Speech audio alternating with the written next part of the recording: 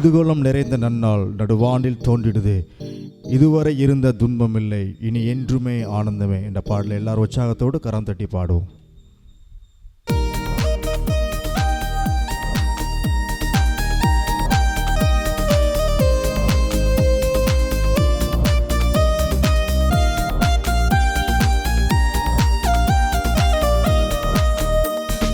குதூகலம் நிறைந்த நன்னாள் நடுவானில் தோன்றிடுதே.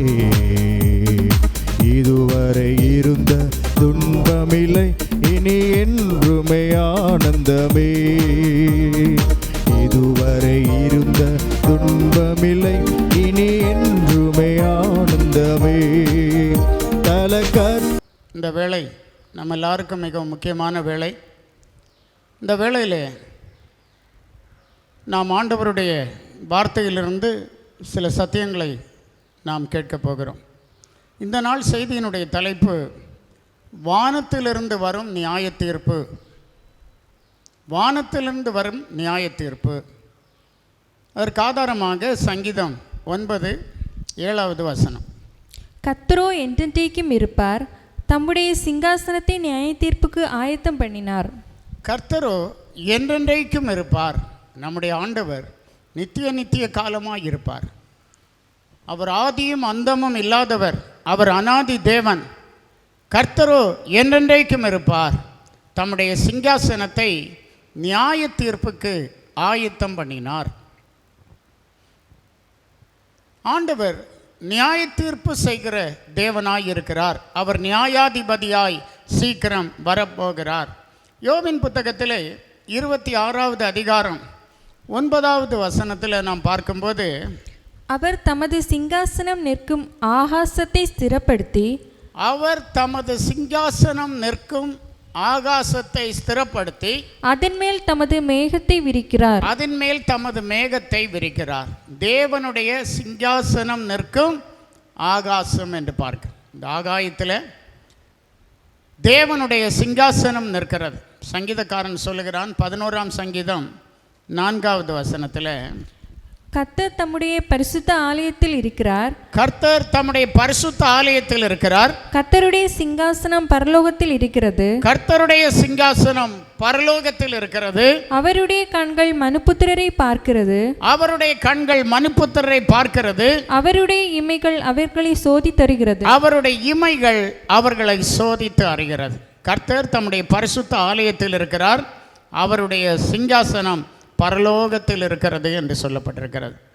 அந்த சிங்காசனத்தை தேவன் நியாய தீர்ப்புக்கு ஆயத்தம் பண்ணினார் என்று நாம் வாசிக்க கேட்டோம். வானத்திலிருந்து வரும் நியாய தீர்ப்பு, அதை குறித்து நாம் இப்போது கேட்கப் போகிறோம். முதலாவதாக, தேவன் அவருடைய பிள்ளைகளுக்கு எதிரானவர்கள் சத்துருக்களோடு நியாய தீர்ப்பு பண்ணுகிற தேவனாயிருக்கிறார். சத்துருக்களை நியாயம் தீர்க்கிற தேவனாயிருக்கிறார். இரண்டாவதாக நாம் பார்க்க போகிறது, சோதோம் கொமோராவை ஆண்டவர் நியாயம் தீர்த்தார் என்று பார்க்கிறோம். இப்படி பாருங்கள், இன்னும் ஒரே ஒரு சம்பவத்தை கூட நாம் பார்க்க போகிறோம். நேபுகாத் நேச்சாருடைய நியாய தீர்ப்பு. இந்த 3 காரியங்களையும் நாம் இப்போது சுருக்கமாக நாம் ஆராயப் போகிறோம். அன்னாள் குழந்தை இல்லாமல் இருந்தாள். பல பரிகாசங்களை சந்தித்தாள், நிந்தைகளை சந்தித்தாள். ஆண்டவர் எனக்கு ஒரு குமாரனை தந்தால் அவன் பால் மறந்த பின்பு நான் அவனை தேவனுடைய ஆலயத்திலே விட்டு வளர்ப்பேன் என்று சொல்லி அவனை கர்த்தருக்காக அவள் ஒப்பு கொடுப்பேன் என்று பொருத்தனை பண்ணி ஜெபித்தாள். கண்ணீரோடு அன்னாள் ஜெபித்தாள் என்று பார்க்கிறோம். அந்த ஜெபம் கேட்கப்பட்டது. ஆண்டவர் அன்னாளுக்கு சாமுவேலை கொடுத்தார். அப்போது அன்னாள் சொல்லுகிறாள், 1 சாமுவேல் 2ஆம் அதிகாரம் 10 கர்த்தருடைய வழக்காடுகிறவர்கள் நொறுக்கப்படுவார்கள், வானத்திலிருந்து அவர்கள் மேல் முழங்குவார். வானத்திலிருந்து அவர்கள் மேல் முழங்குவார். கர்த்தருடைய சத்துருக்கள் நொறுக்கப்படுவார்கள், வானத்திலிருந்து அவர்கள் மேல் முழங்குவார். கர்த்தர் பூமியின் கடையாந்தரங்களை நியாயம் தீர்த்து கர்த்தர் பூமியின் கடையாந்தரங்களை நியாயம் தீர்த்து தாம் ஏற்படுத்தின ராஜாவுக்கு பலன் அளித்து தாம் அபிஷேகம் பண்ணினவரின் கொம்பை உயர பண்ணுவார் என்று துதித்தாள். தான் அபிஷேகம் பண்ணினவரின் கொம்பை உயர பண்ணுவார் என்று சொல்லி அன்னாள் ஆண்டவரை துதித்தாள் என்று பார்க்கிறோம். வானத்திலிருந்து சத்துருக்களிடத்திலே ஆண்டவர் முழங்குகிற தேவனாய் இருக்கிறார். தேவ பிள்ளைகளுக்கு எதிராக, தேவ ஜனங்களுக்கு எதிராக நாம் ஒருபோதும் செயல்படக்கூடாது. ஏனென்றால் அவர்களை விசாரிக்கிறவர் தேவன், அவர்களுக்காக குரல் கொடுக்கிறவர் தேவன், அவர்களுக்காக பழி வாங்குகிறவர் தேவன் என்று பார்க்கிறோம். ஆண்டவர் வானத்திலிருந்து தமது நியாய தீர்ப்பை வெளிப்படுத்துகிற தேவனாயிருக்கிறார். இரண்டாவதாக, தாவீதனுடைய வாழ்க்கையிலே அவன் சத்துருக்களில் இருந்து கர்த்தர் அவனுக்கு விடுதலை கொடுத்த விதத்தை நாம் பார்க்க போகிறோம். பாருங்கள், ஸ்தோத்திரம். 2 சாமுவேலின் புத்தகத்தில் நாம் படிக்கிறோம். 22வது அதிகாரம், 2 சாமுவேல் 22வது அதிகாரம், அதில் முதல் வசனத்தை பார்க்கும்போது, கர்த்தர் தாவீதை அவனுடைய எல்லா சத்துருக்களின் கைக்கும் சவுலின் கைக்கும் நீங்களாக்கி விடுவித்த போது அவன் கர்த்தருக்கு முன்பாக பாடின பாட்டு. ஆண்டவர் தாவீதை அவனுடைய எல்லா சத்துருக்களுடைய கைக்கும் சவுலின் கைக்கும் நீங்களாக்கி விடுவித்தார் என்று பார்க்கிறோம். தாவீது பயங்கரமாக தன்னுடைய மாமனாகிய சவுலினாலே வேட்டையாடப்பட்டவன். முழு இராணுவமும் தாவீதை தேடி வனாந்தரங்களில் அலைந்தது. ஒரு தெள்ளுப்பூச்சியை போல சவுல் தாவீதை வேட்டையாடினான். அப்படி தாவீதின் எல்லா சத்துருக்களின் கைக்கும் சவுலின் கைக்கும் ஆண்டவர் தாவீதை நீங்களாக்கி விடுவித்தார். அப்போதுதான் இந்த அதிகாரத்தை, இந்த பாடலை அவன் பாடுகிறான் என்று பார்க்கிறோம். பாருங்கள், அவன் சொல்லும்போது 14-15 வசனங்களை வாசிப்போம். கர்த்தர் வானத்திலிருந்து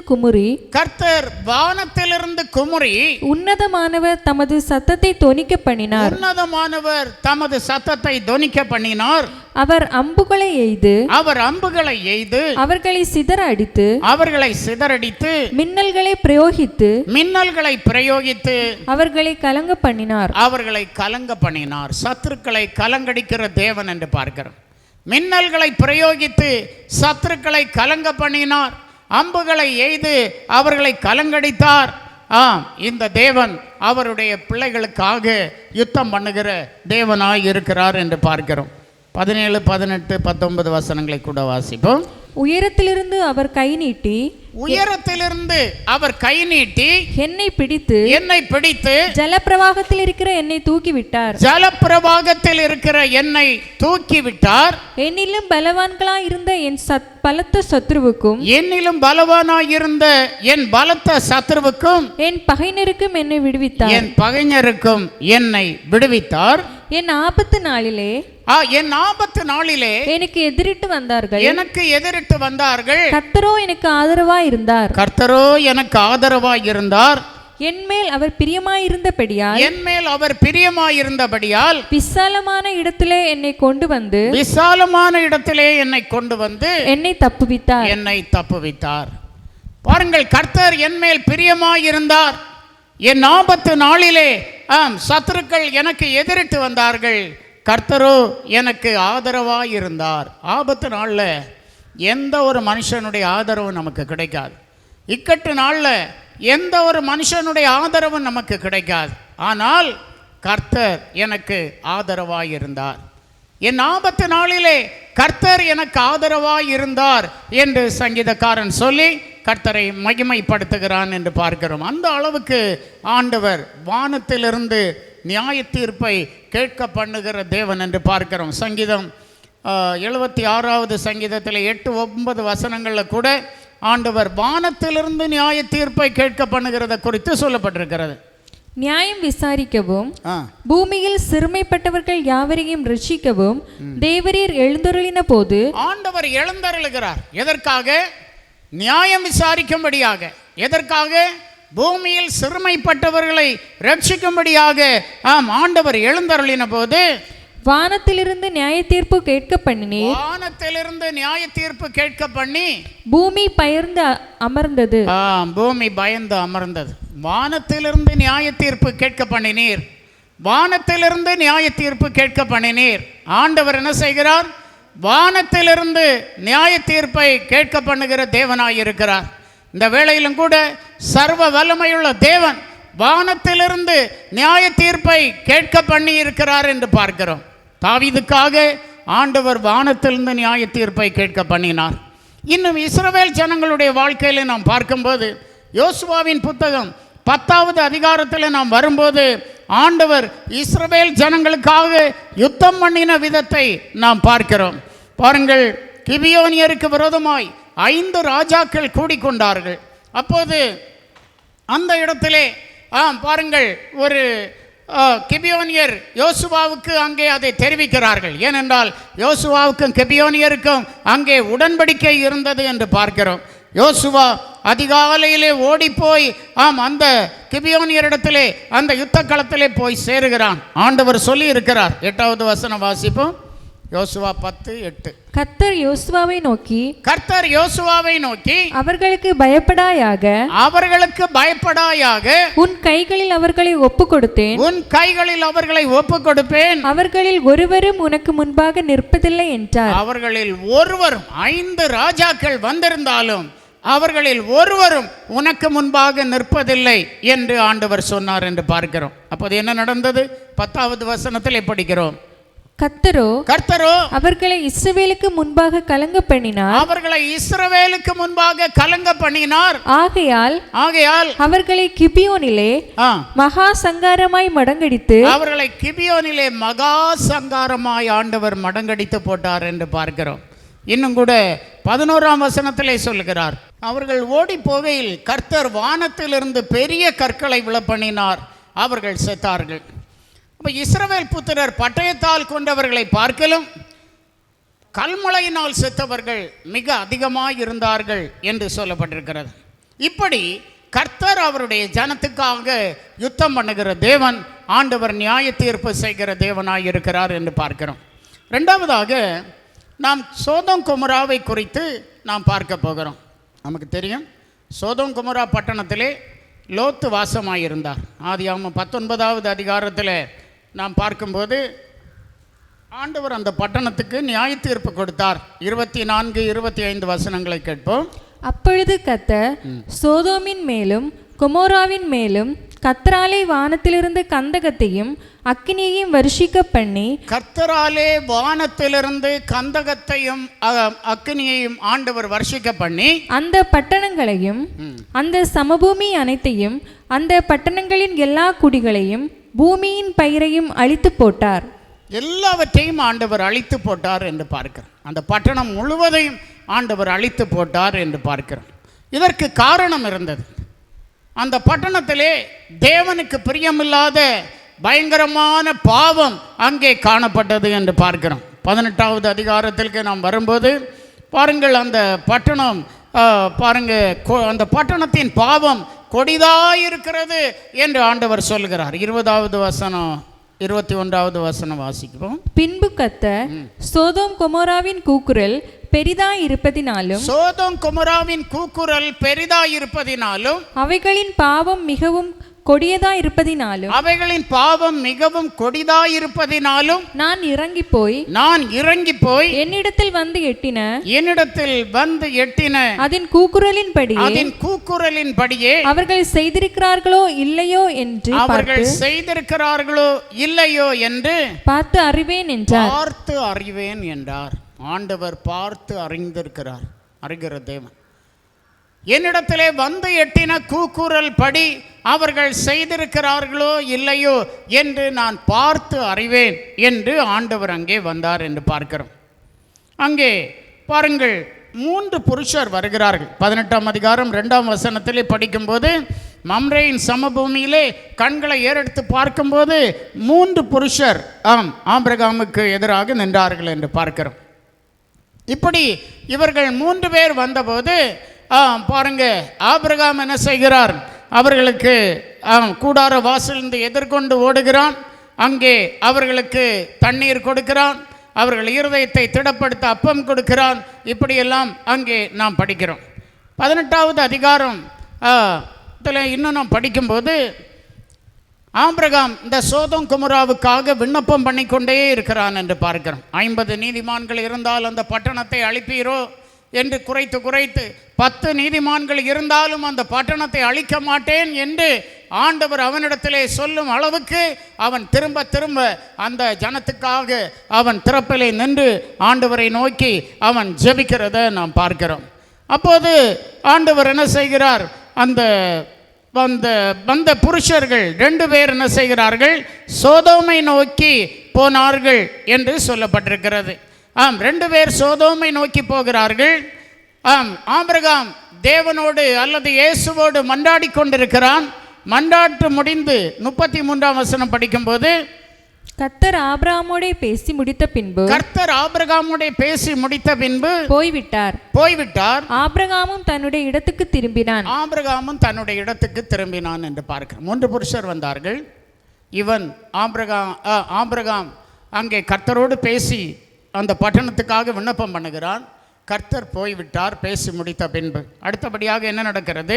19வது அதிகாரம் 1 வசனத்திலே, அந்த 2 தூதர்களும் சாயங்காலத்திலே சோதோமுக்கு வந்தார்கள். சோதோமிலே லோத்து இருக்கிறான். எப்படியும் லோத்தின் வீட்டிலே அவர்கள் தங்குகிறார்கள் என்று பார்க்கிறோம்.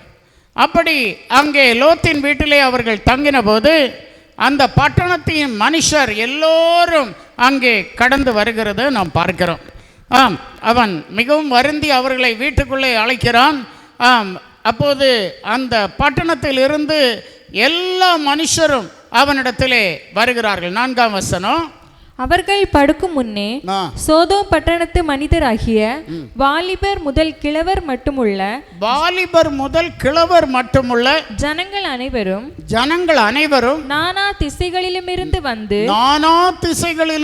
வந்து வீட்டை சூழ்ந்து கொண்டார்கள் என்று நாம் படிக்கிறோம். பாருங்கள், எப்படியும் இந்த ஜனங்கள் வாலிபர் முதல் கிழவர் வரைக்கும் அங்கே வந்தார்கள் என்று பார்க்கிறோம். வந்து என்ன கேட்கிறார்கள்? 5வது வசனம், லோத்தை கூப்பிட்டு இந்த ராத்திரி உன்னிடத்தில் வந்த மனுஷர் எங்கே? நாங்கள் அவர்களை அறியும்படிக்கு அவர்களை எங்களிடத்தில் வெளியே கொண்டு வா என்று அவர்கள் அங்கே லோத்துவை கட்டாயப்படுத்துகிறார்கள் என்று பார்க்கிறோம். எவ்வளவு பயங்கரமான பாவம்! 4 திசைகளிலும் இருந்து வாலிபர் முதல் கிழவர் மட்டும் எல்லோரும் வருகிறார்கள். எதற்காக? இங்கே வந்த அந்த 2 தூதரிடத்திலே பாவம் செய்யும்படியாக அவர்கள் வருகிறத நாம் பார்க்கிறோம். லோத்து எவ்வளவோ தடுத்து பார்க்கிறார், ஆனாலும் அங்கே தடுக்க முடியவில்லை என்று பார்க்கிறோம். இன்றைக்கும் கூட நம் உலகத்திலே பார்க்கிறோம், ஹோமோசெக்சுவாலிட்டி, ஓரின சேர்க்கை எவ்வளவோ வேகமாக பரவி கொண்டிருக்கிறது. நாடுகளில் எவ்வளோ வேகமாக பரவுகிறது. இன்றைக்கு சர்ச்சஸில் கூட அதை அங்கீகரிக்கக்கூடியதான சூழ்நிலைகள் உருவாகி கொண்டிருக்கிறது. சில நாடுகளில் அது உருவாகி விட்டது என்று பார்க்கிறோம். இப்படி இந்த அவலமான இந்த கேவலமான பாவத்தை அநேகர் செய்கிறார்கள் என்று பார்க்கிறோம். கடந்த நாட்களில் சென்னையில் கூட ஹோமோசெக்சுவாலிட்டிக்கு ஒரு ப்ரைடு என்று சொல்லி அவர்களுக்கு ஒரு பெரிய ரேலி ஒன்று நடந்தது. பாருங்கள், இப்படி பற்பல விதத்தில் தேவனுக்கு பிரியமில்லாத காரியங்கள், தேவனுடைய நீதிக்கு மாறான காரியங்கள் அங்கே காணப்படுகிறது என்று பார்க்கிறோம். ஆகவே தான் இந்த சோதோம் குமராவிலே அது அதிகமாய் காணப்பட்டது. ஆகவே தான் அதற்கு ஆண்களுக்கு இடையேயான இந்த ஒருபால் புணர்ச்சிக்கு சோடோமி என்று ஆங்கிலத்தில் இந்த சொல் விளங்க காரணம் அதுதான். இந்த சோதோமிலே உருவானது என்று பார்க்கிறோம். இப்படிப்பட்ட பாவங்கள் கர்த்தருக்கு அருவருப்பானது என்கிறத ஆண்டவருடைய பிள்ளைகளாகிய நாம் அறிந்து இதற்கு நாம் விலகுகிறவர்களாக நாம் இருக்க வேண்டும். இந்த கடைசி காலத்தில் சாத்தான் அநேகரை வஞ்சிக்கிறான். ஆண்டவருடைய பிள்ளைகள் அதற்கு விலகி ஜீவிக்கிறவர்களாக இருக்க வேண்டும். நாம் என்ன செய்யக்கூடாது? இதற்கு துணை போக கூடாது, இதற்கு ஒத்து போக கூடாது. நாம் நம்மை பரிசுத்தமாய் காத்துக்கொள்ள வேண்டும். வேதம் சொல்லுகிறது, சரீரம் வேசித்தனத்திற்கு உரியது அல்ல, சரீரம் கர்த்தருக்கே உரியது. நம்மை உண்டாக்கின தேவனுக்கு தான் நம்முடைய சரீரம் உரியது. ஆகவே நாம் நம்முடைய சரீரத்தை மிக மிக மிக பரிசுத்தமாய் காத்துக்கொள்ள வேண்டியது மிக மிக அவசியமாக இருக்கிறது. அதற்கான ட்ரெஸ், அதற்கான பேச்சு, அதற்கான பழக்க வழக்கங்கள் எல்லாம் இந்த நாட்களில் கர்த்தருடைய பிள்ளைகளாகிய நமக்கு அதிகமாக தேவை என்று நாம் படிக்கிறோம். இப்படி வானத்திலிருந்து சோதோம் கொமோராவுக்கு நியாய தீர்ப்பு ஆண்டவர் அனுப்பினார். அக்கினியும் கந்தகமும் வானத்திலிருந்து விழுந்து அந்த பட்டணத்தில் உள்ள எல்லா மனுஷரையும் மிருக ஜீவன்களையும் எல்லாவற்றையும் அழித்து போட்டது என்று நாம் படிக்கிறோம். இது வானத்திலிருந்து வருகிற நியாய தீர்ப்பை குறிக்கிறது. ஏனென்று சொன்னால் அங்கே பாருங்க, வானத்திலிருந்து வருகிற நியாய தீர்ப்பு. இன்னும் நமக்கு ஞாபகம் இருக்கலாம், நோவாவின் காலத்திலே வானத்தின் மதகுகள், பூமியின் மதகுகள் எல்லாம் திறவுண்டு பயங்கரமான தண்ணீர் வந்து எல்லா ஜீவராசிகளையும் அழித்து போட்டது. நோவாவின் குடும்பமாகிய 8 பேரை அவர்கள் மாத்திரம் அந்த பேழையிலே காக்கப்பட்டார்கள் என்கிறது நமக்கு தெரியும். இதிலிருந்து நாம் படிக்கிறது என்ன, தெரிந்து கொள்ளுகிறது என்ன, இவைகள் ஆண்டவருடைய நீதியான நியாய தீர்ப்புகள் என்கிறத நாம் புரிந்து கொள்ள வேண்டும். ஆகவே நியாய தீர்ப்பு உண்டு என்கிறத கர்த்தருடைய பிள்ளைகளாகிய நாம் திட்டவட்டமாக நாம் அறிந்து ஆண்டவருக்கென்று நாம் நம்மை அர்ப்பணிக்க வேண்டும். இந்த சோதோம் கொமோரா அழிக்கப்பட்ட போது அந்த தூதர்கள் லோத்தின் கையையும் அவன் மனைவியின் கையையும் அவன் 2 குமாரத்திகளின் கையையும் பிடித்து இழுத்து அவர்களை அந்த பட்டணத்துக்கு வெளியே விட்டார்கள் என்று பார்க்கிறோம். தேவன் தம்முடையவர்களை ரட்சிக்க அறிந்திருக்கிறார் என்று பார்க்கிறோம்.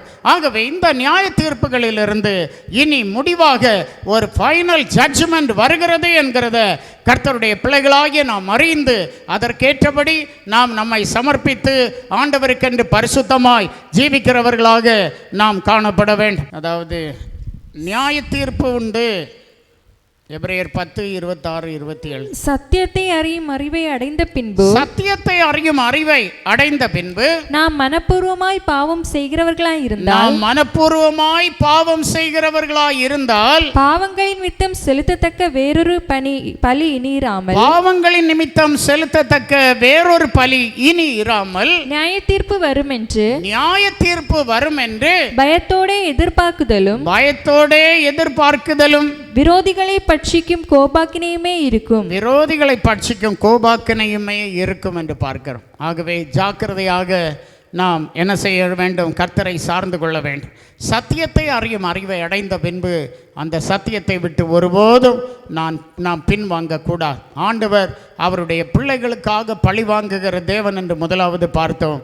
2வதாக சோதோம் கொமோராவில் ஆண்டவருடைய நியாய தீர்ப்பை நாம் பார்த்தோம். கடைசியாக 3வதாக பாருங்க, நேபுகாத்நேச்சருக்கான நியாய தீர்ப்பை குறித்து நாம் சுருக்கமாக பார்க்க இருக்கிறோம். தானியேல் 4வது அதிகாரத்தில் அந்த சம்பவத்தை குறித்து நாம் படிக்கிறோம். அதில் 10 முதல் 17 வசனங்களை பார்க்கும்போது நேபுகாத்நேச்சார் ஒரு சொப்பனம் கண்டான். அதனுடைய அர்த்தத்தை அந்த நாட்டில் உள்ள எந்த ஜோசியராலும் ஞானிகளாலும் சொல்ல முடியவில்லை. அப்போது அங்கே தானியேல் கொண்டு வரப்படுகிறான். தானியேல் அதன் அர்த்தத்தை சொல்லுகிறான் என்று பார்க்கிறோம். அப்போது பாருங்கள், அதிலிருந்து ஒரு சத்தம் உண்டாகிறது. தானியேல் 4ஆம் அதிகாரம் 31ஆம் வசனம் வாசிப்போம். இந்த வார்த்தை ராஜாவின் வாயில் இருக்கும்போதே வானத்திலிருந்து ஒரு சத்தம் உண்டாகி, ராஜாவாகிய நேபுகாத்நேச்சாரே, ராஜ்யபாரம் உன்னை விட்டு நீங்கிற்று. இந்த வார்த்தை ராஜாவின் வாயில் இருக்கும்போது வானத்திலிருந்து சத்தம் உண்டாகி, ராஜாவாகிய நேபுகாத்நேச்சாரே, ராஜ்யபாரம் உன்னை விட்டு நீங்கிற்று என்று அங்கே சொல்ல கேட்டது என்று பார்க்கிறோம். பாருங்கள், அவனுடைய தரிசனத்திலே ஒரு பெரிய மரம், அது பெரிய விருட்சம், பலத்த விருட்சமாக இருந்தது. அதில் எல்லோருக்கும் ஆகாரம் உண்டாயிருந்தது. ஒரு பரிசுத்தவான் வானத்திலிருந்து இறங்கி வந்து உரத்த சத்தமிட்டு அந்த விருட்சத்தை வெட்டினான். அது எல்லாம் கொப்புகளை தரைத்து போடுங்கள், இலைகளை உதிர்த்து கனிகளை சிதறடிங்கள், இதன் கீழுள்ள மிருகங்களும் இதன் கொப்புகளில் உள்ள பட்சிகளும் போய்விடட்டும் என்று சொன்னான். ஆனாலும் அதில் அடிமரம் இருந்தது. அதுதான் சொப்பனம். அப்போது தானியேல் அந்த சொப்பனத்துக்கு அர்த்தத்தை சொல்லுகிறான் என்று பார்க்கிறோம். 22ஆம் வசனத்திலே அந்த விருட்சம் பெரியவரும் பலத்த வர்ணமாயிருக்கிற ராஜாவாகிய நீர்தான் என்று சொல்லி தானியேல் அதன் அர்த்தத்தை விவரித்து சொல்லுகிறான். அப்போது தானியேல் சொல்லுகிறான், 26வது வசனம் வாசிப்போம். ஆனாலும் விருட்சத்தின் வேர்களாகிய அடிமரம் தரையிலே இருக்கட்டும் என்று சொல்லப்பட்டது என்னவென்றால், நீர் பரம அதிகாரத்தை அறிந்த பின் ராஜ்யம் உமக்கு நிலை நிற்கும். அப்படி இருக்கும்போது பாருங்கள், 12 மாதங்கள் சென்ற பின்பு நேபுகாத்நேச்சாருக்குள்ளே ஒரு எண்ணம் உண்டானது. 30வது வசனத்திலே, இது என் வல்லமையின் பராக்கிரமம் என்று அவன் அங்கே சொன்னான். நான் கட்டின பாபிலோன் என்று சொன்னான். உடனடியாக வானத்திலிருந்து சத்தம் உண்டானது, ராஜாவாகிய நேபுகாத்நேச்சாரே, ராஜ்யபாரம் உன்னை விட்டு நீங்கிட்டு. அவன் தள்ளப்பட்டான், மிருகங்களோடு புல்லை மேய்ந்தான். வெயிலை அவன் காணப்பட்டான். அவனிடத்திற்கு மனுஷ ஆவி எடுக்கப்பட்டது என்று பார்க்கிறோம். ஆனாலும் அவன் கண்களை திரும்ப வானத்துக்கு ஏறெடுத்த போது, ஆண்டவரை அவன் புகழ்ந்த போது, ஆண்டவருடைய ராஜ்யம் தலைமுறையாக நிற்கும் என்கிறதை அவன் புரிந்து கொண்ட போது, அவனுடைய மந்திரிமார் அவனை தேடி வந்து திரும்பவும் அவனுக்கு ராஜ்யபாரத்தை கொடுத்ததை பார்க்கிறோம். இந்த நாட்களில் வீணான பெருமை, அகந்தையான பேச்சுகள், அடகந்தையான சிந்தனைகள் தேவ பிள்ளைகளாகிய நம்மிடத்திலே காணப்படக்கூடாது. எல்லாம் ஆண்டவருடைய கிருபை. நமக்கு தேவன் கொடுத்தது எல்லாம் தேவ கிருபை, அது நம்முடைய சாமர்த்தியம் அல்ல என்கிறதை அறிந்து கர்த்தருக்கு அதிகமாக நன்றி சொல்ல வேண்டும். கர்த்தர் நம்மை நடத்துவார். வானத்திலிருந்து நியாய தீர்ப்பு உண்டாகிறது. தேவ பிள்ளைகளுக்கு எதிரான சத்துருக்களிடத்தில் தேவன் பழி வாங்குகிற தேவன். பாருங்கள், சோதோம் குமராவிலே அந்த அசுத்தமான பாவம் காணப்பட்ட போது ஆண்டவர் அங்கே பழி வாங்கினார் என்று பார்க்கிறோம். நேபுகாத்நேச்சாருக்குள்ளே பயங்கரமான பெருமை உண்டான போது கர்த்தர் அங்கே பழி வாங்கினார். இந்த நேரத்தில் நாம் கூட தாழ்மைப்படுவோம். நம்முடைய இருதயம் தாழ்மைப்படட்டும். அவர் தாழ்மை உள்ளவர்களுக்கு கிருபை அளிக்கிற தேவன், பெருமை உள்ளவர்களுக்கு எதிர்த்து நிற்கிற ஆண்டவர். ஆகவே தாழ்மைப்படுவோம், கர்த்தரை கனப்படுத்துவோம், கர்த்தரை உயர்த்துவோம், ஆண்டவருடைய நாமம் உயரட்டும் என்று சொல்லி தேவ சமூகத்தில் நம்மை ஒப்பு கொடுப்போம். ஆண்டவர் இந்த வார்த்தைகளால் நம்மை ஆசீர்வதிப்பாராக. ஜெபிப்போம். கிருபை இரக்கம் நிறைந்த எங்கள் பரலோக பிதாவே, உம்மை நாங்கள் ஸ்தோத்திரிக்கிறோம். அருமையான ஆசீர்வதிக்கப்பட்டதான இந்த நல்ல வேளைக்காக கர்த்தருக்கு நன்றி சொல்லுகிறோம். விலையேறப்பெற்ற உம்முடைய வார்த்தைகளை நாங்கள் தியானித்தோம். ஆண்டவரே, வானத்திலிருந்து நியாய தீர்ப்பு உண்டாகிறது. கர்த்தர் தமது சிங்காசனத்தை நியாய தீர்ப்புக்கு ஆயத்தப்படுத்தினார் என்று சொல்லப்பட்டபடி இந்த நாட்களில் நியாய தீர்ப்பு உண்டு என்கிறதை நாங்கள் அறிகிறோம் ஆண்டவரே. ஆகவே நாங்கள் ஜாக்கிரதையாய் பயத்தோடும் பக்தியோடும் ஆண்டவரை பற்றி கொள்ள கர்த்தர் ஒவ்வொருவருக்கும் இரக்கம் செய்யும், நன்மைகளால் நிரப்பும். நம்முடைய பிள்ளைகளை ஆசீர்வதியும், வழி நடத்தும். இயேசு மூலம் கேட்கிறோம் பிதாவே. ஆமேன், ஆமேன். God bless you.